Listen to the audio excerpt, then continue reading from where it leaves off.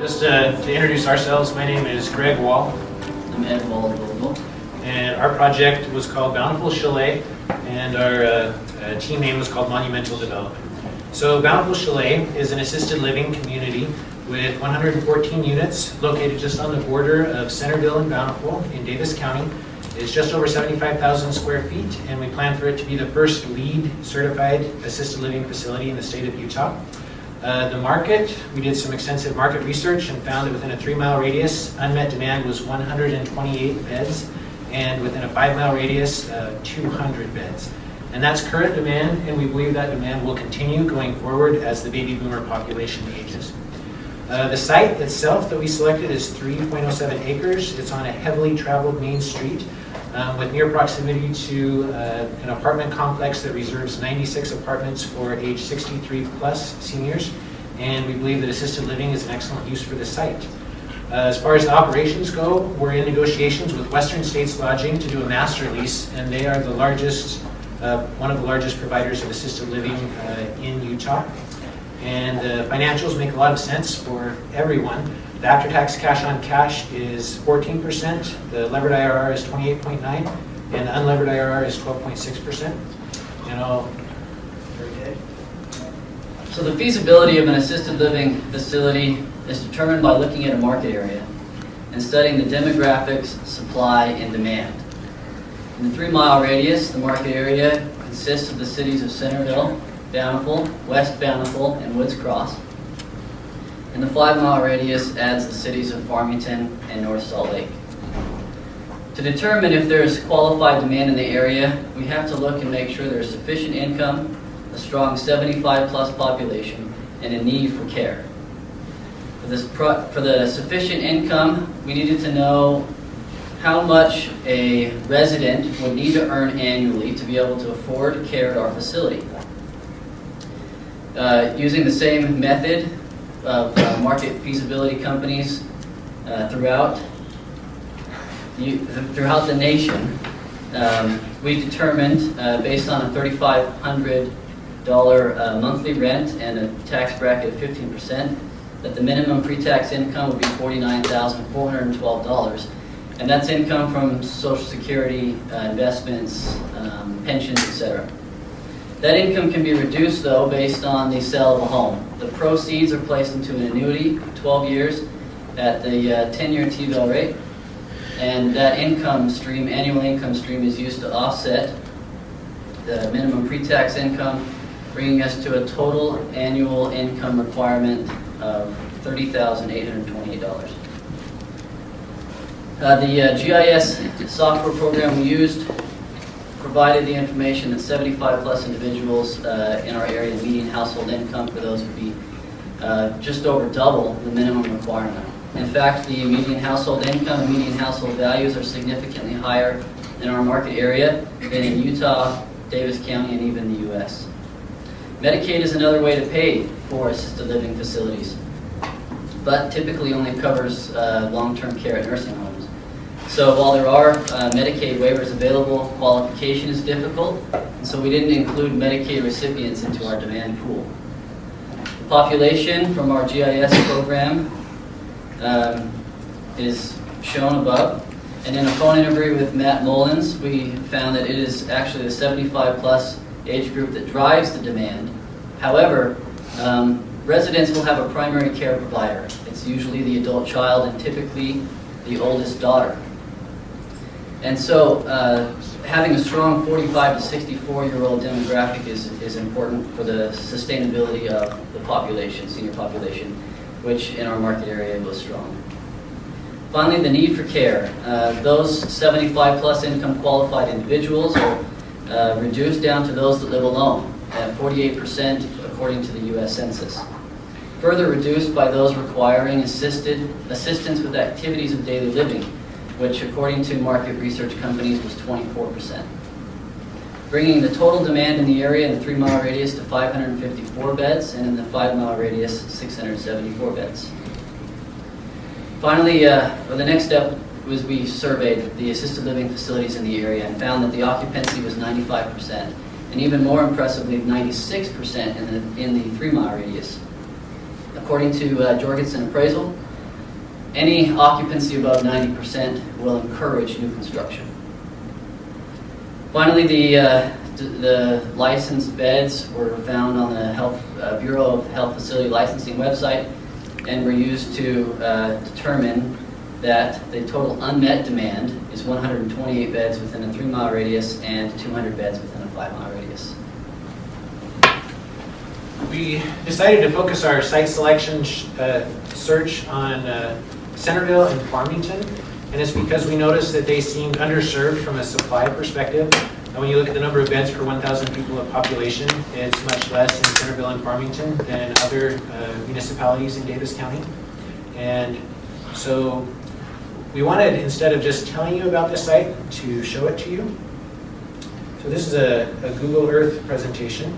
You can see we're here on the University of Utah campus. We're going to fly northward over Ensign Peak into Davis County, and you can see Farmington and Centerville here. We wanted to understand the traffic patterns, where the best site would be to locate. And it's kind of interesting that there's an 8-mile segment of I-15 with only one full interchange, an on and off ramp. There's one partial on and off ramp to get to Lagoon, but you can only exit going northbound and enter going southbound. And because of that, Farmington residents tend to go south to do their shopping and for different amenities. If you want, high school's boundaries include almost all of Farmington and all of Centerville, which is another reason that pulls people south, and as well as the shopping. Walmart, Target, and Costco, even for the northernmost point in Farmington, it's faster to get to those locations than going northward. So because of that, we decided to focus our site selection search more in the Centerville area. The yellow is the boundary between Centerville and Bountiful. The site we chose is actually not in Centerville, but it's about a 3-iron away. It's very, very close. So if we zoom in on this site, you can see the football field here is Beaumont High School. Bountiful Chalet, the property is 3.07 acres. 2/3 of it is already zoned R13 residential, which is the correct zoning we would need. The other 1/3 is zoned commercial, but in talking with Bountiful City, we're confident that we can rezone that. The floodplain is to the left of Stone Creek, to the west, so we're not worried about that. Bountiful City provides the power there, and it would be $38,000 to relocate some power lines that we need to. We would need a 2,000 BTU line, gas line from Questar that would cost about $4,200. And I talked with Dave Powers, the fire marshal of South Davis Metro Fire, and he said we would need to add 2 fire hydrants that would cost $5,000 each. This view zooms out and shows the area. There's 2 elementary schools nearby and a retail. And when we were doing our analysis of what the highest and best use for the site would be, we noticed the Village on Main facility here, which has 96 units that are reserved for seniors, and we thought that would make a natural path when they needed more assistance to go to an assisted living facility. But the retail in the area hasn't absorbed quickly. You can see that there's some retail pads that haven't been absorbed, and the ground floor of the Village on Main initially was planned as retail, but they had to build their own gym and convert most of it into storage units. So we weren't real keen on the idea of retail for the site. We considered multifamily for the site, and according to Greg Ratliff from at the time NAI West, now Newmark Grove Acres, he said that there are 48 new multifamily unit projects coming online in Salt Lake, Davis, and Utah County that will add 8,643 units to the market. And he said the trend is towards a renter's market. He said concessions will be offered at these new properties to compete for qualified renters entering the market. There could be short-term pockets of heartache during lease-up, and we wanted to avoid that heartache. So we looked at assisted living as the highest and best use. Paul Fairholm, who is a principal at Western States Lodging, agreed that assisted living would be an excellent use for the site, as did the economic development directors of Bountiful City and Davis County. To acquire the land, there are 2 landowners with 3 parcels. They are relatives, and we've talked to both of them and their children, and we feel like the land can be acquired within a reasonable time frame for development, and we have letters of intents ready to send to the landowners pending signing. An assisted living facility can be operated in 3 main ways. The first would be to hire a consultant. The second, to hire a third-party operator. And the third would be to lease the facility to an assisted living operator. Thanks to great advice from real estate professionals, we reached out to Western States Lodging. They liked the project, and we are currently in negotiations for them to lease the facility. It would be done as a build-to-suit, and so the business operations such as site plans, floor plans, unit mixes, etc., would be ultimately determined by them. But since we've had several conversations with them, we believe that we've incorporated many of their preferences. Here's the site plan. As you can see, some outdoor amenities include a pond, a walking path, a picnic, and even a play area for grandchildren when they come visit, as well as a courtyard. Inside, we'll have rooms for entertainment, for physical wellness, and places for when visitors come to see the residents. The rooms are designed to be open and airy with a focus on safety and modern conveniences. The unit mix will be 90 assisted living units and 24 memory care or Alzheimer's units. The construction, we spoke with Mark Hampton, who is the president of Rimrock Construction, and they built 3 assisted living facilities in the last 3 years. We decided to build a Bountiful Chalet 2 stories high, because if you go above that, you have to use steel and concrete, which is cost prohibitive. So it would be type 5A wood framed construction, and memory care would be on the first floor per the code. As far as sustainability is concerned, we intend for Bountiful Chalet to be the first LEED certified assisted living facility in the state of Utah. The benefits of LEED include indoor air quality, which is particularly important for elderly residents, especially with the inversion that we have in Utah. The energy savings and the higher quality building materials are other benefits. There's a common misconception in Utah that LEED costs too much to incorporate into a for-profit venture, but we kind of picked the low-hanging fruit, if you will, as far as choosing the LEED points that we would go after. There are free credits, such as having a site served by secondary water, inexpensive credits, such as reserving vehicle parking stalls for fuel-efficient vehicles, equal cost credits by speccing low-flow plumbing fixtures or low VOC paint. We can spend the same and get LEED points. Or product upgrades, such as paving the parking lot with concrete instead of asphalt, which at today's market prices is actually cheaper. Ultimately, the LEED certification would be determined by the tenant, since it is a build-to-suit scenario. Finally, for the financial, as he mentioned, we consulted with Rimrock for the cost of the project. According to a broker opinion of value, the land would be purchased at $5.80 per square foot, but since it's not currently on the market, we have a $400,000 land contingency in there. In the hard cost, we've included a 2% contingency for the LEED Silver certification, which primarily goes toward updated HVAC systems. The soft costs, it comes to a total of just under $14.2 million, with a capital stack of 3.5 in equity and 10.6 in debt. We've spoken with Western States Lodging about the income assumptions we made, and we further qualified those income assumptions according to the Utah Assisted Living Survey that Jorgensen Appraisal publishes each year. Operating expenses are based on 68% of operating income, which is the national average. Absorption, we've pro forma 35 units per year, which is conservative, with stabilization occurring in year 3. Vacancy is at 7% per lender of preference. We've also included a startup budget of $250,000 for hiring, training, etc. In place of the debt service, the tenant will have a lease payment, which is based on 11% of total development costs with 2% annual rent bumps. And we've been assured that a net cash flow deficit in the first 2 years is to be expected. From term sheets we received from various banks, we've determined that the maximum loan amount we would receive is $10.6 million. Construction loan would be 3 years with 25-year amortization period at 5% interest only. And the permanent loan would be a 10-year loan amortized over 25 years and again performed at 5%. 3 years after the certificate of occupancy though, since the facility is 75% or more residential, we qualify for a HUD 232 refinance. The benefits would be non-recourse, a 35-year term of full amortization, it's fully assumable, and it offers lower fixed interest rates. Based on the information we received on the HUD 232, we've determined the maximum loan available would be $10.2 million. On the developer side, us as the monumental development, the gross income is based on that lease payment I mentioned, that 11% of total development costs. Since this is a triple net lease, the tenant will be responsible for the expenses. However, there will be some non-reimbursable expenses which we've accounted for here. After debt service is reduced from the net operating income and stabilization, we expect before tax cash flow is that to be about $701,000. The debt service is based on the information we previously discussed with the construction loan rolling into the permanent loan in year 3. Depreciation is using the straight line method, and for tax calculation we assumed a 35% tax bracket. That's an effective tax rate, effective federal tax rate of 30% with a 5% state tax. Finally, that brings us to the after-tax cash flow.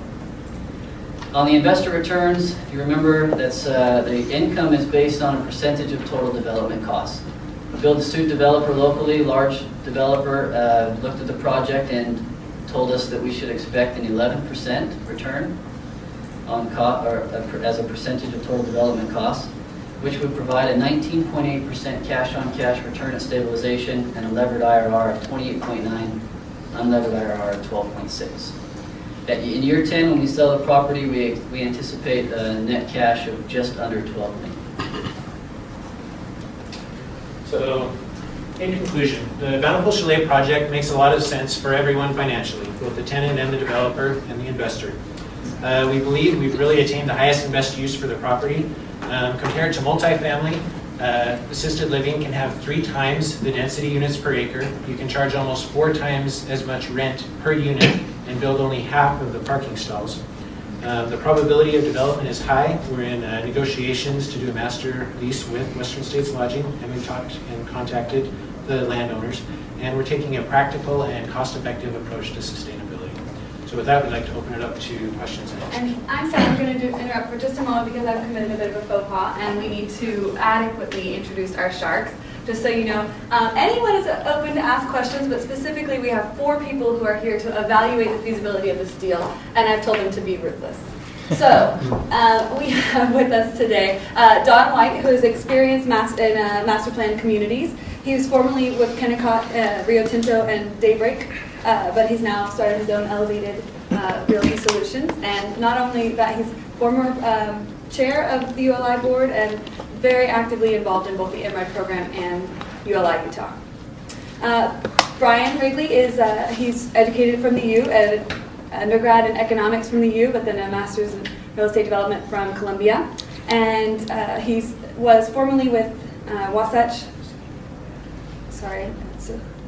Property Management, and now started his own company, Lotus Equities. And if you aren't familiar with the Lotus Apartments project, I highly recommend checking it out. It's pretty incredible. So, Micah Peters is responsible for delivering thousands of homes and residential lots. He's worked for major builders including D.R. Horton and Centex Homes. Founded his own company last year, and as CEO of Clearwater Homes, he delivered first-year revenues of $5 million, controls 600 lots, and is on the side developing a surf ranch off the coast of Panama. So. And then Steve Summers is he's got an MBA from BYU and a current MRED candidate, but more importantly, he's got 10 years of commercial lending experience, managed a portfolio of 25 different facilities, and experienced in commercial lending and structuring of loans. So, gentlemen, thank you so much for your time, and attack. Any questions? Well, maybe I'll go ahead and start if that's okay, guys. Sure. I guess from a financial perspective and whatnot, it looks to me like you've done a really thorough job of managing it. I think the biggest intangible is the operator in 2 senses. One is their financial wherewithal and their ability to execute. You didn't describe to us very much about how much experience they've got and whether they're already vested in this local market and whether their execution can be outstanding. Sure. Western States Lodging is based here in Salt Lake City. They own and operate 10 different facilities that include independent senior living, assisted living, memory care, nursing homes, and rehabilitation or skilled nursing facilities. They have 8 facilities in Utah, 2 outside of Utah. They own the Davis Conference Center in Layton, and they also have a large portfolio of hotels. The 5 principals, 3 of them formerly worked with Marriott at the corporate level, and they are very financially stable. We actually targeted the the most financially stable AL operator. We looked at some other options, such as hiring a consultant. Maple Springs in Brigham City, Utah did that with some local people. We also looked at hiring a third-party operator. We identified Grace Management from Minnesota. We had some extensive conversations with them. But we thought that Western States would know the Utah market better. And even though they haven't leased facilities they've owned in the past, they're very interested in doing this deal. We actually are meeting with their board of directors on Tuesday. Are you having to give them an option to buy as part of the lease? We don't believe so. We will know more after the meeting on Tuesday, but it frees up capital for them to pursue other projects as well. To kind of put things in perspective, the baby boomer generation will start turning 75 in the year 2021. That generation lasts 19 years, and through that time frame, the demand for assisted living will continue to go up. So if they're already established in markets, they'll be able to accommodate the future demand. But we focused our project with the current demand in Davis County. I imagine you used, by the way, phenomenal presentation. Thanks. I mean, you dialed in a lot of variables. And so I wanted to just address something, and maybe you covered, obviously it's a quick presentation, so maybe it was there and I missed it.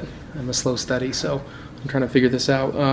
I don't know this product type well, so forgive me, but help me understand. It seemed like you were relying a little bit on liquidity of selling homes to fund. I mean, obviously, let's pretend you were the operator, you hired a consultant, so you were vested in the operations as opposed to securing a master lease. What are your thoughts on that? I mean, are there other tangible ways that people can finance these things? I mean, according to your data that I saw, it looked like it was pretty slim unless someone could sell their home and put that into an annuity fixed vehicle.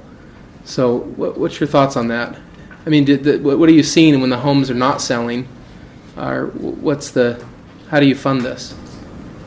Yeah, it's targeted towards, assisted living is targeted towards private pay. Yeah. So you have to be able to afford it exactly. And the purpose of the first slide with the calculation is to show, that if someone was to pay $3,500 a month for the care, they'd have to be able to have earned $49,000 a year. That money is going to come from pensions, Social Security, investments, and so yes, if they don't have the ability to sell their home. Was your census information expecting that the majority from a demographic study needed to sell a home to fund that? The demographic actually showed that the median household income was $62,000. Okay. So still a little bit higher than what we were looking at. Sure. And the $10,000 margin is all.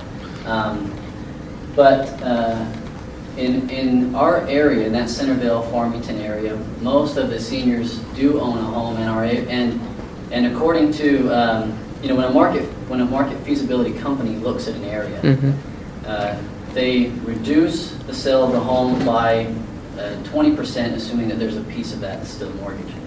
So we follow the same method used by market feasibility studies. And even if the resident doesn't have a home, but they still have income coming in from these other avenues, they could still afford the care. We've even learned that for an assisted living facility, a resident will pay 100% of their income towards it because the facility provides 100% of everything they need. Okay. And just to really quickly, that's another reason we chose where we chose, because the household values are higher and the household income is higher as well. Okay. So did you, and maybe you underwrote this and maybe I missed this on this slide too, but I know it's common to run pro formas kind of 5, 7, 10 years.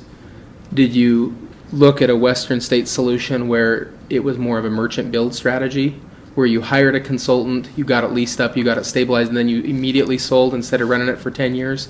Kind of the opportunity cost and the cost of capital flowed backwards on more of a merchant build strategy? Build, stabilize, get it operating, sell it immediately to like a Western States?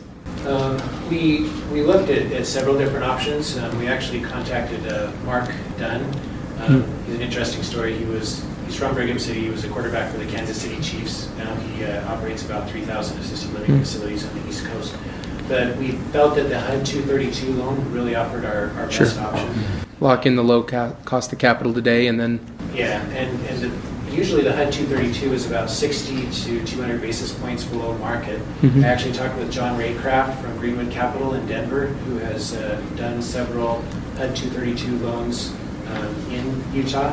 And the non-recourse loan with the 35-year term and amortization allows the investors to get their money back 3 years after the certificate of occupancy. We felt like that would be the best and most effective way. There's some pretty strict requirements to do the HUD loan up front to do the build. So Yeah. that's why we structured it the way we did. great, fantastic job. Guys, great job on your presentation. I was really impressed. Let me just ask you about some of the site conditions. Do you have any geotechnical reports on this property you're looking at? We don't. Where we don't control it, we don't have it under contract, we weren't able to get on Okay. the site to do a geotechnical report. I went to Davis County to find out all that I could historically about it. We found out that in 1962, it was graded as farmland. It's Yeah. the second highest in Utah. There's an orchard on it now. Okay. It is served by secondary water, but we talked to the neighboring RV servicing business, and they said they don't have any on-site tanks where they store oil or anything like that on the site. Okay. And we know that the owner, who is 85 years old, grew up in the house. The house was built in 1928, and so as far as we can tell, it's been a farm for a time. Okay. The question I was leading into, this area is very typical for having dangerous clay layers, lenses of clay where water travels and gets trapped. We looked at the liquefaction potential. Okay. It's 0.83 miles west of the Wasatch Fault, and it's in a moderate liquefaction zone. Okay. But most of Davis County is. Yeah. You have to get up on the bench to not be. So Okay. that wouldn't affect whether we would actually do the project, but it would affect the amount of insurance we would secure. Okay. In your construction budget from Rimrock, what sort of contingency was in there for stick and brick?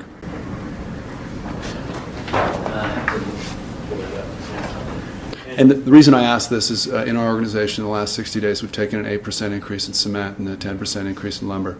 And that fluctuates, obviously up and down, but you guys will need to account for that. Obviously, when you get into some more of these savvy investors that you're going to have, involved in the project. Yeah, and I didn't do a real specific analysis on the lumber. I used to work with the largest lumber distributor in the U.S. for 7 years, so I'm very familiar with the product, and I Yeah. pulled the random lengths and everything. We did do analysis on the concrete to see at what point it would be less expensive to do asphalt rather than a concrete parking lot, because Yeah. we get the lead points for the concrete. The solar reflective index is greater than 29, so you don't have to use as much lighting and stuff.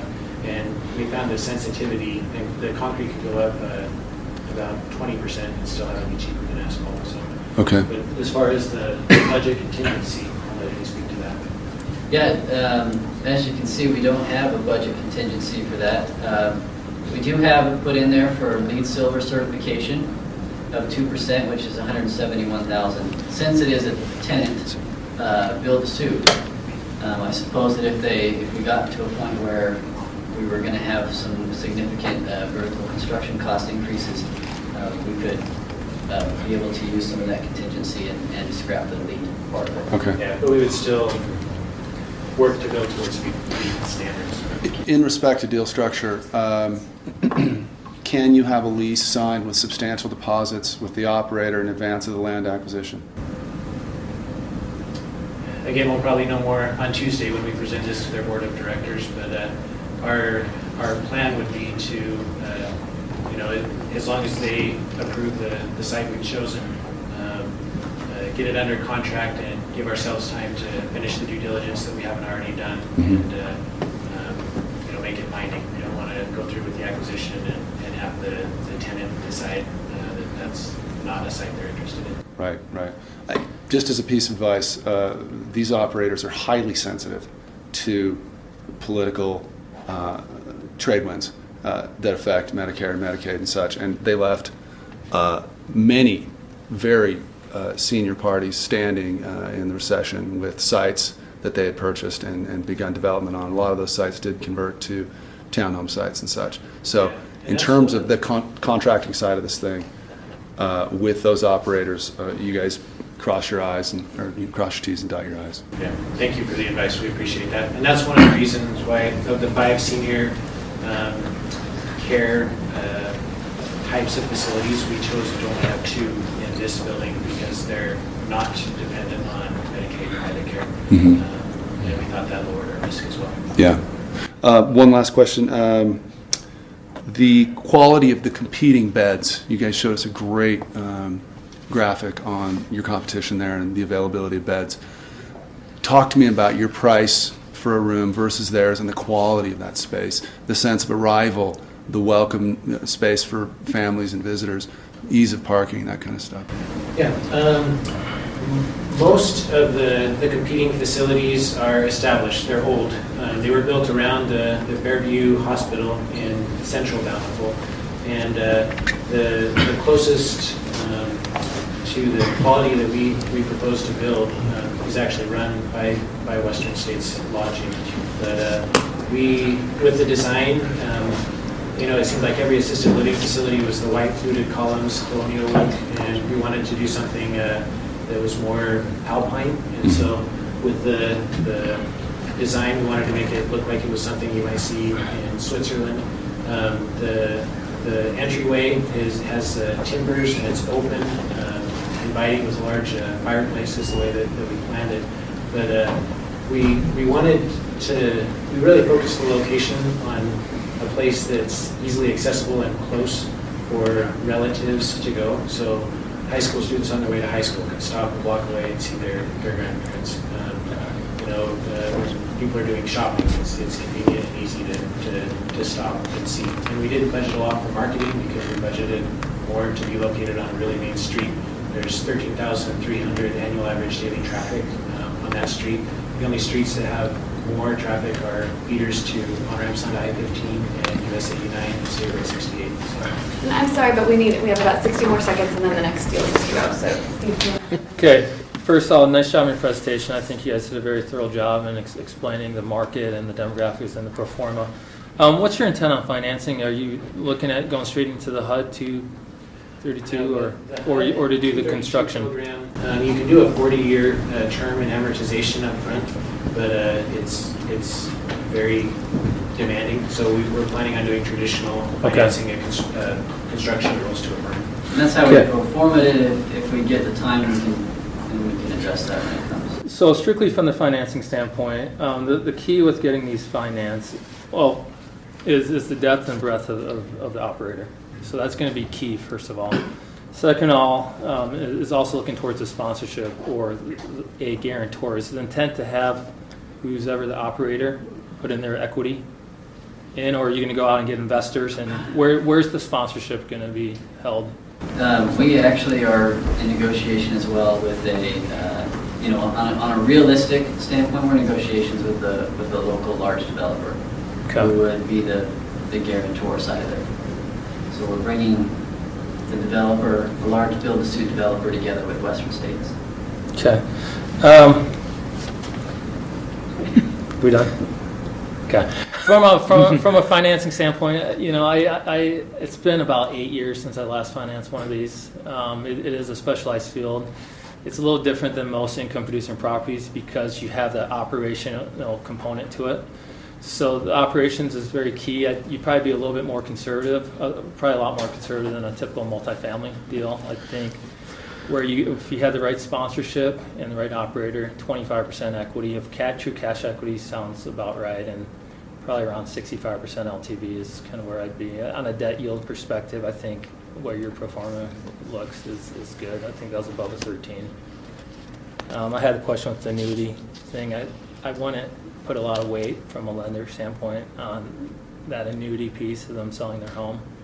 I think you guys did a good job on the market. Village on Main, I like that it's close to that. I think that'd be a good feeder. And anyway, nice job.